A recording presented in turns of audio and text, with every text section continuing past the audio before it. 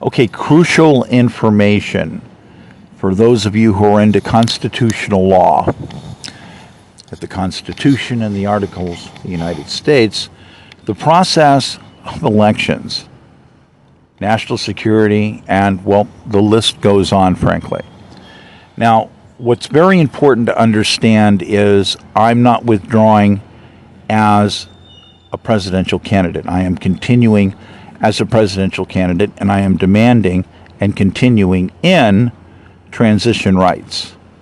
Transition is something that all candidates that are continuing will undergo. It used to only be two parties. Now it's anybody that is demanding to do the transitional training and participate in transition. There's a lot of different ways that can work, by the way. So now the explanation here of why it's so important is really big. You know, this is a situation. Now, number one, acts of war have been committed against me, a candidate, against my campaign, against the archival holdings nonprofit that I control. The Constitution and Articles of the United States describe some of these actions in the most serious nature. For instance, musters who basically would be supporters, co-workers, participants, other party members, respective to an opposing candidate,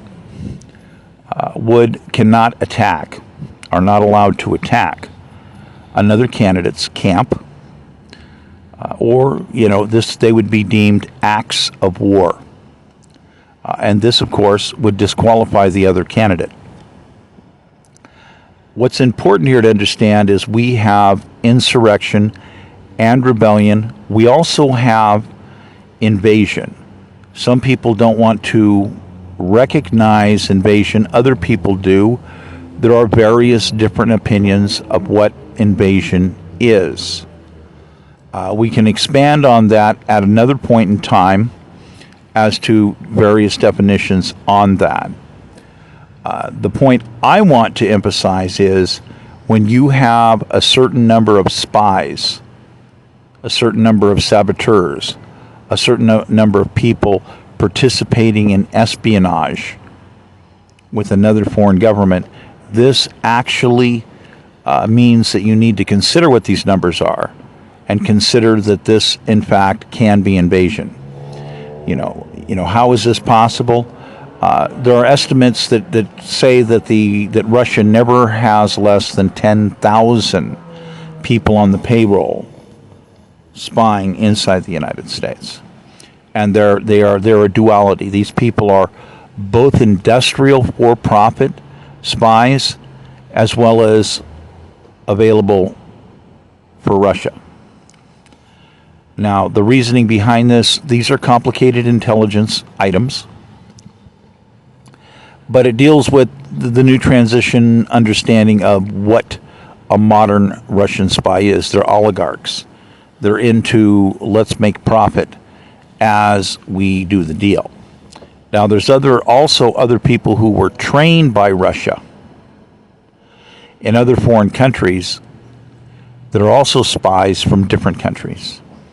So when you're looking at vast numbers of parties, you have to consider whether or not that is identifiable as invasion.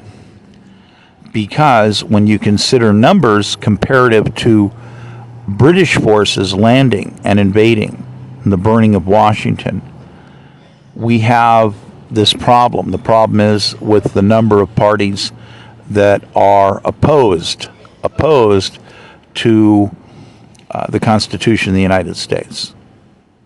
So, here we have a large area to look at. Now, determining how many of these might be considered reason to declare war, that gets complicated. So, notwithstanding all the various complications, I just want to disclose this basic understanding because there's multiple areas where it has to be addressed. Even if you're stating and saying, well, I don't know if we can call that invasion.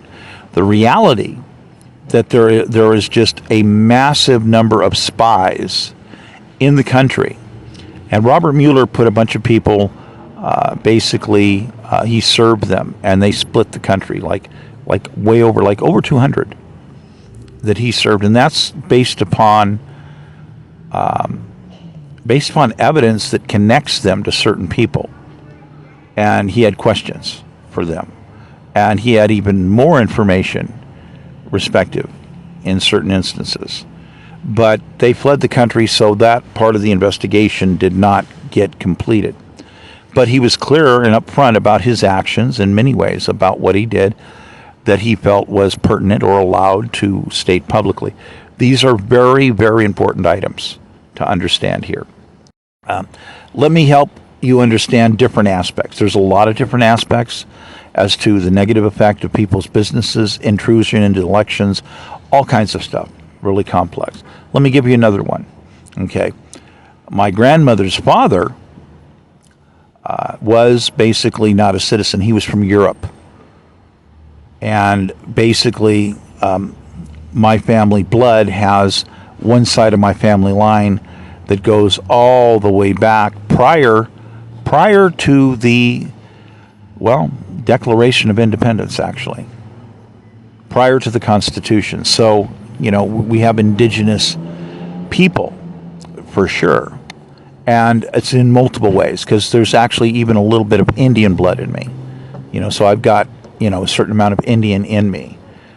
So I think it's actually equates to 12%. Somebody tried to argue 8% once, but I think it's actually, we're talking 12. But so moving forward on this, if we go through basically one of my grandparents' lines that goes European, we're talking about an area where the Germans came in and murdered 70 some members of the family. And then the Russians ended up taking control of the area. We ended up with this huge USSR situation. Some people can remember that. To try to be expedient here, what ended up happening is an additional, I believe, 16 members of the family basically were basically also murdered by the Russians. So land stolen from the family by the Germans was then taken by the Russians, which was supposed to be returned, but it was not. Now, the intelligence on this is that the value of the land as of the late 80s would be close to $4 billion at that time in valuation, because a lot of it was developed land, developed territory. There was a vineyard, there was all this other stuff, and the land basically continued to be developed. So in other words, the Russians came in, they broke the land up, and they sold it. They took the money, and they sold the land to different people and developed homes in many of the areas. There was, again, multiple types of land. Basically, when my grandmother's father came into Ellis Island, by the way, one of the reasons that he was allowed in the country is because he had money. He had money. So he shows up, he has money, and they go through inspecting luggage, and it's like, okay, we have a shoebox here, basically, full of deeds. Now, keep in mind, shoeboxes are smaller nowadays. A shoebox basically used to be about 18 inches square and about 8 to 10 inches high. So this was packed full of deeds. So this is something that was included. I went out and researched the record, was included literally in the records. Ellis Island logs this in. And there were other things, or other investigations that occurred. But moving forward, trying to nutshell this for you, the understanding that the Russians have been checking up on family interest all along because they're afraid of legal action, retribution, by the sheer fact they murdered 16 members of the family and stole land that didn't belong to them. This is genocide. When you go into double-digit murder, this is mass murder. Anybody that identifies with mass shootings would understand that this is mass murder. So there are problems. There are issues concerning threats against the family.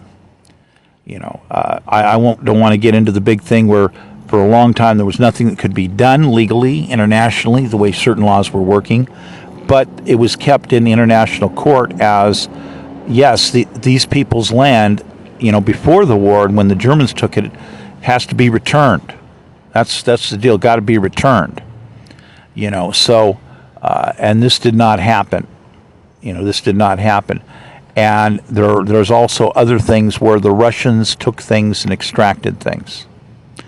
And there's other things into this as well. With my grandmother's side, part of the thing is that with her father, he was part of the Democratic Forces alignment. He bought $30,000 worth of guns at one time, over 30,000. And this is back when you could buy a Tommy gun for under $200 back then. So we're talking about a lot of weapons. We're talking rifles were still, used rifles were still $7 to $14, $20 a piece.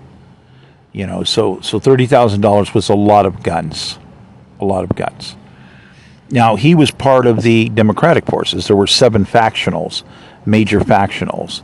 Up to 13 in the various areas. Now, what ended up happening is basically very quick, in a nutshell, the various factions were knocked out of play because they didn't have enough numbers to them.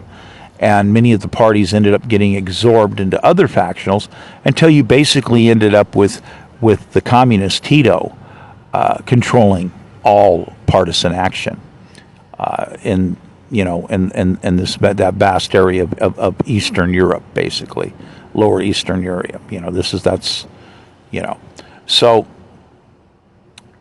basically, there were extra reasons why Russian communists would not be happy with my grandmother's father, because he was into freedom, he was into democracy, and of course this would be deemed a threat at the time during the SSR of the parties that were a different type of a rulership setup, different than the standardized communist. And of course there's the fact that they murdered 16 members of the family. So this is basically 86 members of the family were either murdered between the Nazis and the Russians. Now, there were also members of the family that survived and continued to fight, moving, I believe they did change factions and eventually ended up still fighting with the communists, with the partisans, because basically that was the only thing going at the time. You were stuck with that. So the initial understanding on a lot of this was that my grandfather, my grandmother's father, purchased guns, large amounts of guns, for Democratic Freedom Forces, not communist. Later on, there was still money sent. It's a little complicated. Now, so the Russians are an ongoing threat. There are a list of people that the Russians have issues with, that live in America, that live in other countries, live in Israel, in different places all over the world.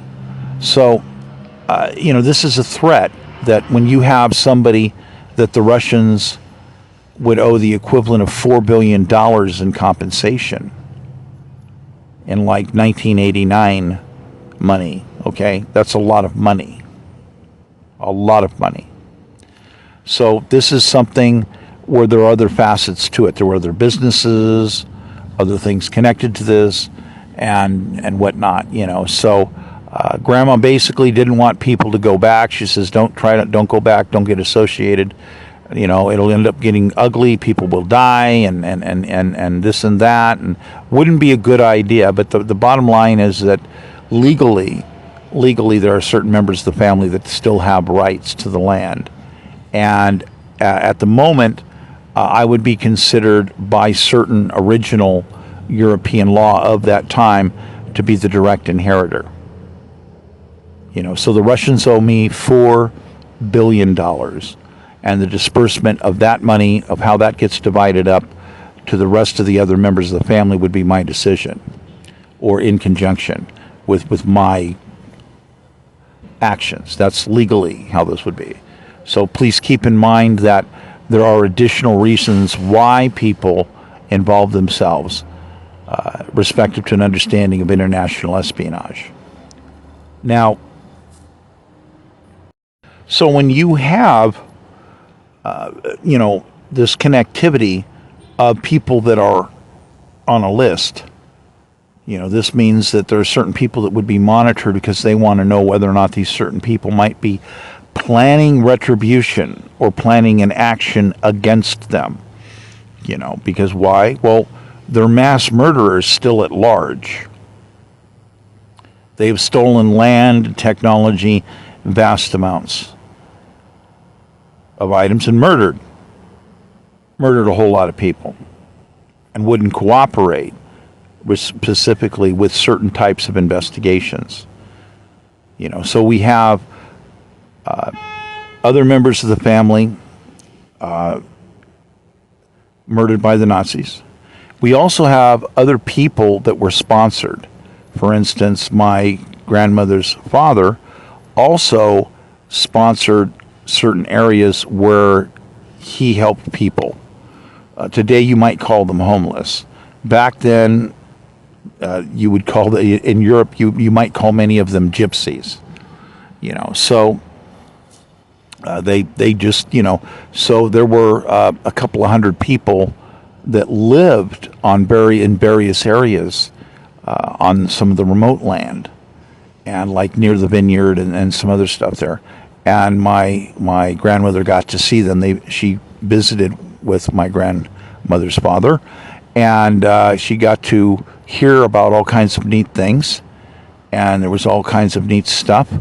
And but of course they had to leave because it was a short pause in between the wars, and as the other war was coming in, he left. Says, no, we're not going to stay here. These people are going to go crazy. They're coming in. You don't know what's going to happen here with Hitler. He says, you can't see this coming. I see this coming. But even so, he would go take wine up to the gypsies, basically, and the gypsies would party. They'd have a party. They would dance. They had family cultural things, and he would visit with them. So this is something of interest, and there were, I believe, a few photographs that survived concerning the gypsies. Now the problem here is we still have not identified these people, and now that those records, that information that was archived, has basically been stolen. So there's information on dealing with an understanding that these people also were all murdered by the Nazis, and they have no name. There's no identification. There's no counting of these people that were murdered. So this is important as well. And the Russians didn't like gypsies either. So that having been said, so continuing here, we have a situation where we have massive media disclosure involving this massive activity that we call January 6th. And this is deemed an insurrection. So you have a lot of different rules and regulations that apply to all this stuff. So you have all of these ongoing number of cases still processing, and obviously there seems to be information out there, cases yet to be filed yet, concerning Trump and others. Now you also have something that very few people seem to understand, and that's the activity involving the harassment of my political campaign activity between 2005 to present. And there are some other items that even went back further than that. But, there are different things, when you have people from the government show up when you're a child and explain to you that you are considered to possibly be in danger because, and we'll deal with the rest of that argument later on. Now, but if we're going to the action involving certain activity, we have a series of harassments for my presidential filing to run in 2008. So we have bad cops harassing a presidential candidate. We have it investigated by Arkansas. We have paperwork that was filed in Arkansas, presidential candidate. And then California doesn't want to cooperate with the sheer fact that we have cops that are harassing a candidate because they visited Berkeley. Because they visited Berkeley, I'm targeted. So this is a problem. Because the guy writes a completely erroneous citation. It's all BS. It's investigated by Arkansas. Arkansas says he made a request electronically for records. Arkansas responded electronically with the records that they have, showing that all taxes were paid on the vehicle, all tabs were paid for, all plates were paid for, all insurance was paid for and current and on file. So then what we end up having is a cop who writes a ticket that basically says there's no plates on the vehicle, there's no insurance, there's no nothing. This guy just blatantly bows his neck and lies. This guy writes one of the biggest fabrications you could possibly ever construct. And he's doing this to a presidential candidate. This is a major felony. Because I'm a presidential candidate at that time, it's a major felony. So when prosecution is demanded, parties did not want to prosecute. So you go up the ladder to everybody, all the way up, including Kamala Harris. So Kamala Harris does not want to protect the process of elections. She does not want to protect a presidential candidate. And by the way, there's one other factor. I'm an archiver. Archives have separate protection, specifically mentioned by the Constitution directly, by the Articles. Parties attacking archivers and archives are subject to the death penalty. Big bahumba here. So here we also have, beyond that, information associated process of elections, national security, etc. So this woman, Kamala Harris, does not want to do her job. She's going to violate her constitutional oath. She's going to refuse to protect the process of elections. She's going to refuse to investigate. So here's the bottom line. We don't know if that cop is actually a spy, because the state of California is refusing to do investigations. And this is starting from 2008. So we have this problem with me saying I'm demanding to press charges, have these people prosecuted. This is ridiculous. Major felony charges we're talking about, and they won't do it. So this is an ongoing event. This is before she was a presidential candidate. But I was a presidential candidate, so I'm a continuing presidential candidate. So additional illegal activities continue connected to this citation.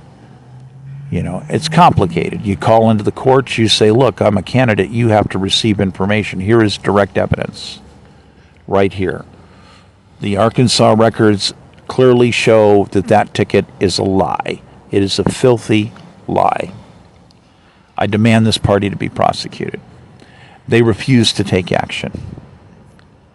So this ongoing harassment where it's blatant, the attorneys are very upfront about this. This is, they've examined this and says, no, you're a candidate, okay, and what has been done is actionable against the police officer.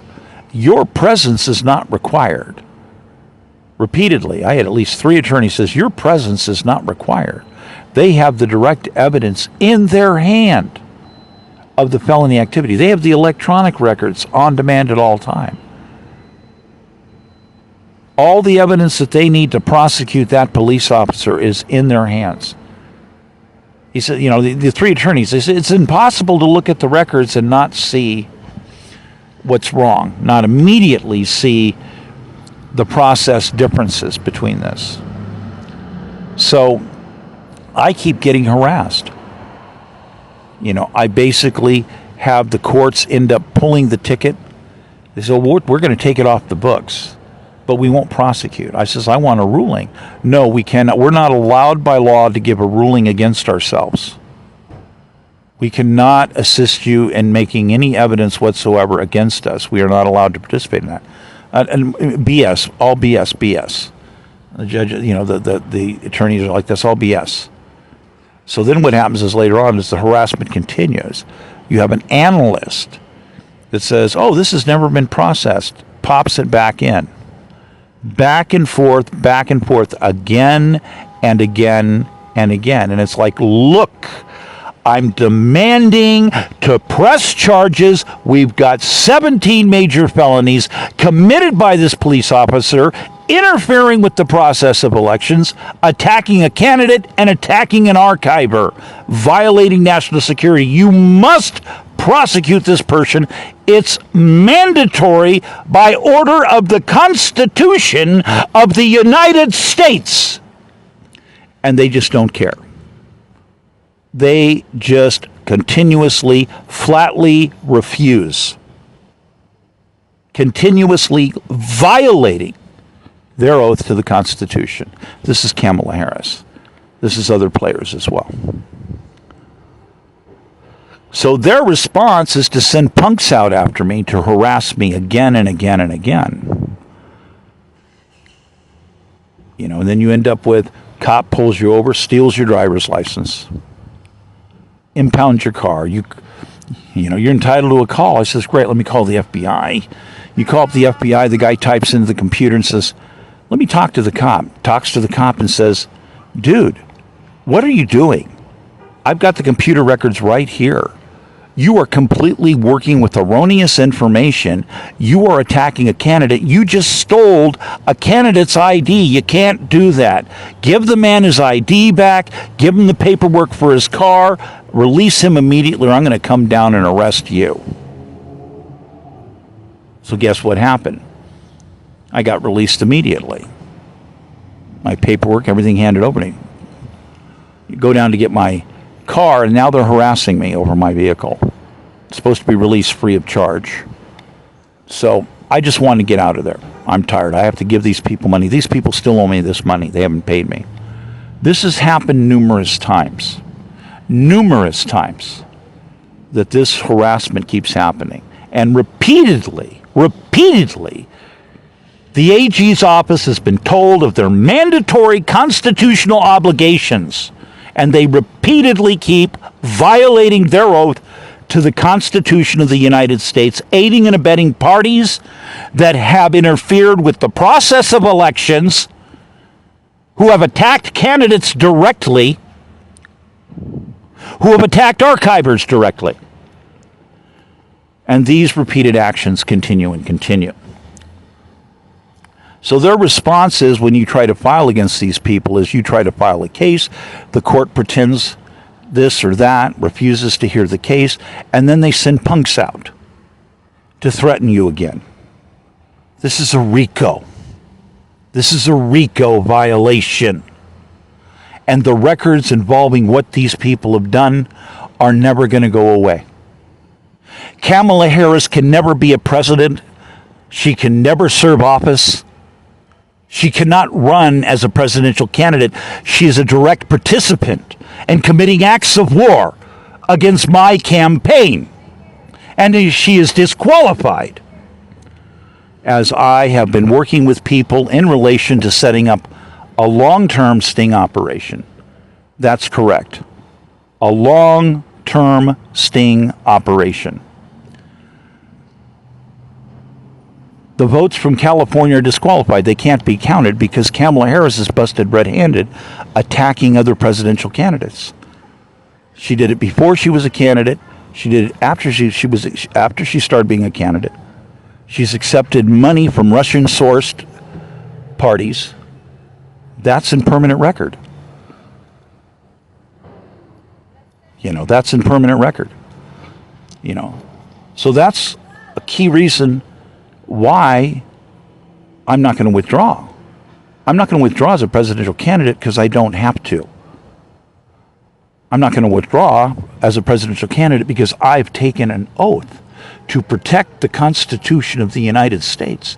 And the information I just revealed to you, if you have taken a constitutional oath, it is mandatory to protect the Constitution, to go to the people and say, look what these people have done. They've committed treason, and they must be punished for what they have done. Here are the records. Here are more than 300 violations. It's inescapable.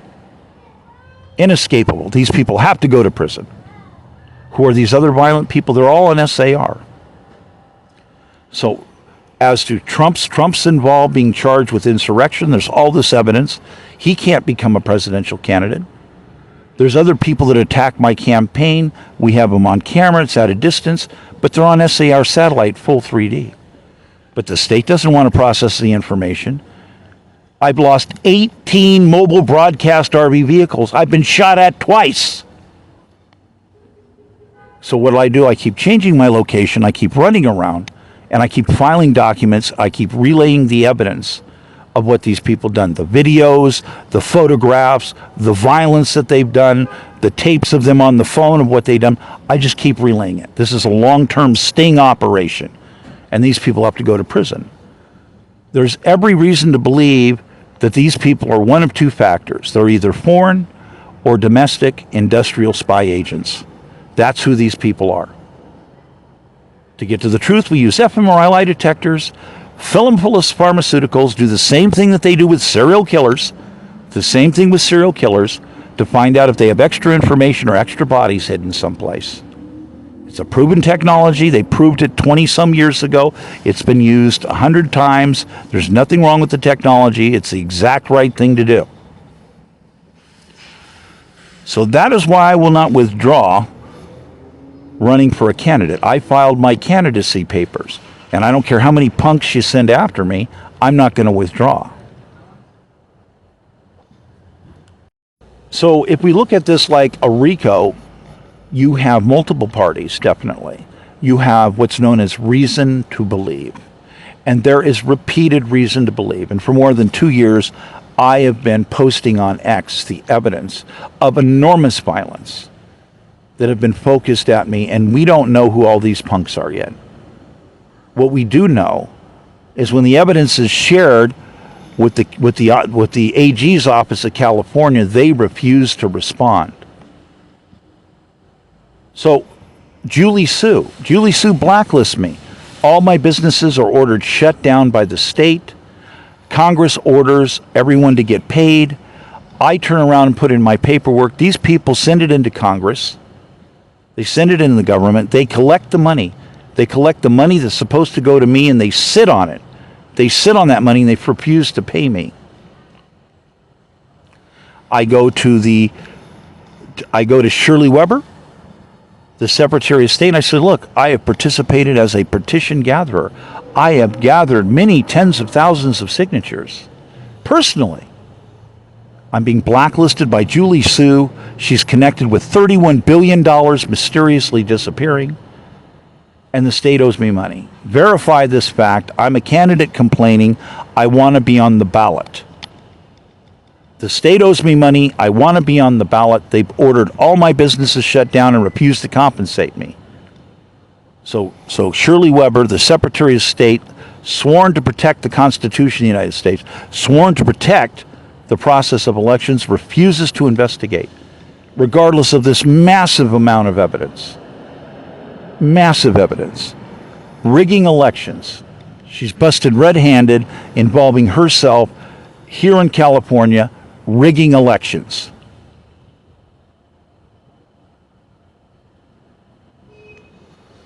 So we have the AG's office, we have Julie Su, connected to $31 billion in fraud, we have Shirley Weber, and we have Kamala Harris, with a common denominator of my campaign, and repeated acts of war committed against my campaign.